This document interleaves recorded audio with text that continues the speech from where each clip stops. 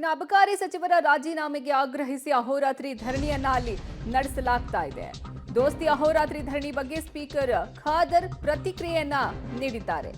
BJP ಹಾಗೂ JDS ಶಾಸಕರು ಧರಣಿಯನ್ನ ನಡೆಸುತ್ತಿದ್ದಾರೆ.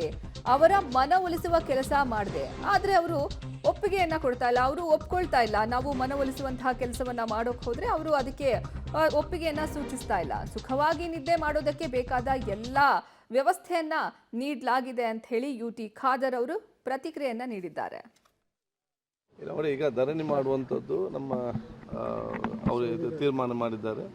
ಅದಕ್ಕೆ ಸಂವಿಧಾನದಲ್ಲಿ ಅವಕಾಶ ಕೂಡ ಇವತ್ತಿದೆ. ಅದು ಅವ್ರಿಗೆ ಬಿಟ್ಟಂತ ವಿಚಾರ ಇಲ್ಲ. ಈಗ ಅವ್ರ ಜೊತೆ ನಾವು ಮಾತಾಡಬೇಕು, ಸಂಧಾನ ಮಾಡಬೇಕು. ನಮ್ಮ ಪ್ರಯತ್ನವನ್ನು ಸ್ಪೀಕರ್ ಆಗಿ ನಾನು ಮಾಡಿದ್ದೇನೆ.